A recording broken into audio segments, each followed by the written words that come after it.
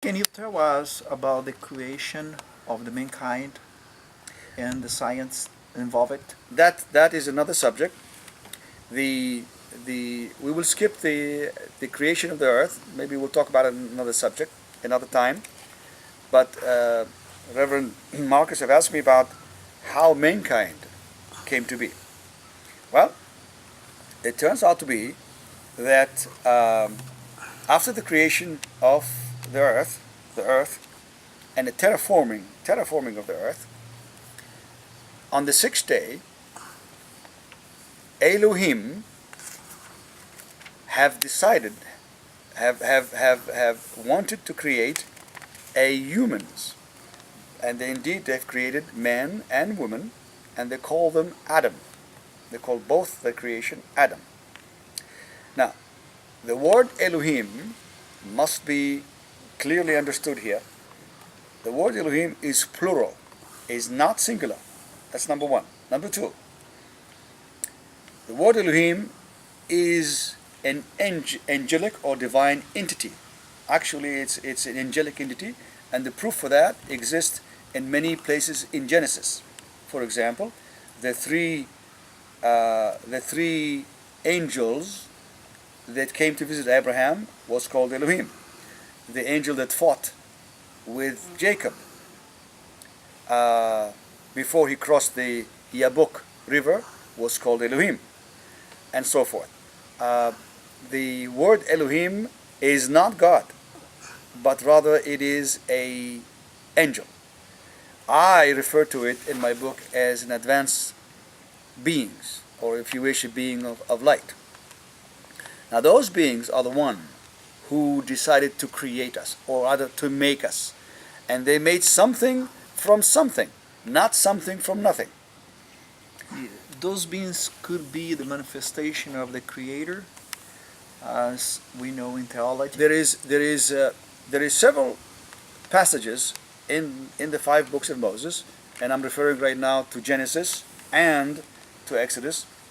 In Genesis, the event where Abraham saw the God, so to speak, or Elohim, was about 15 kilometers or 20 kilometers north of today's Nablus or Shechem in the west bank of Israel. At that time, he saw a being which was called Elohim. On the second visit, after he travels to Egypt, and he encountered the events of Sarah and Pharaoh, and they were both basically banished out of Egypt. He returns and he visits the same site. This time, which is again, as I said, 20 kilometers north of Shechem. This time, he encounters a being which identify himself as El Shaddai.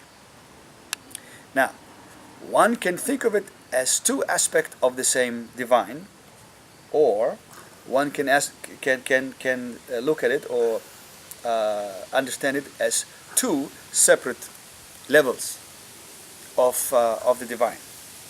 A third level of the divine is mentioned in the encounter of Moses with at the site of the burning bush on Mount Horeb in the Sinai, southern Sinai, where Moses sees the bush, a burning bush, and within it an angel, so-called Elohim, or rather, an angel of God. It says an angel of God.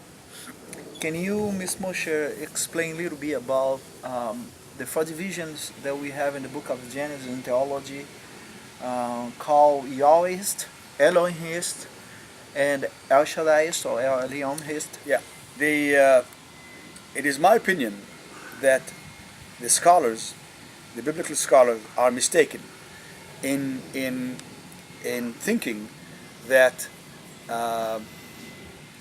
there are different groups of Levites or different sects of Levites who wrote the Bible, and one wrote it with Elohim, the other one wrote it with El, the other one wrote it with Yahweh, and so forth. I don't think so.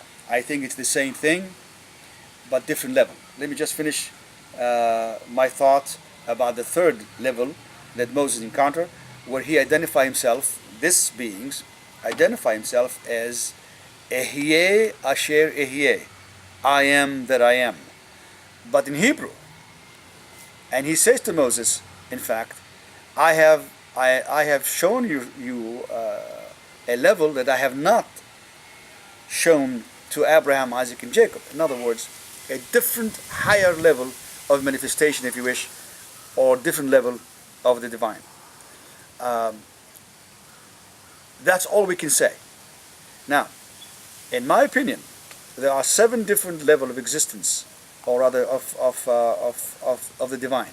They include, from the bottom up, they include Elohim, or the 72 aspect of God, or the 72 angels of God, if you wish. These are known as the 72 angels. The next level is El Shaddai.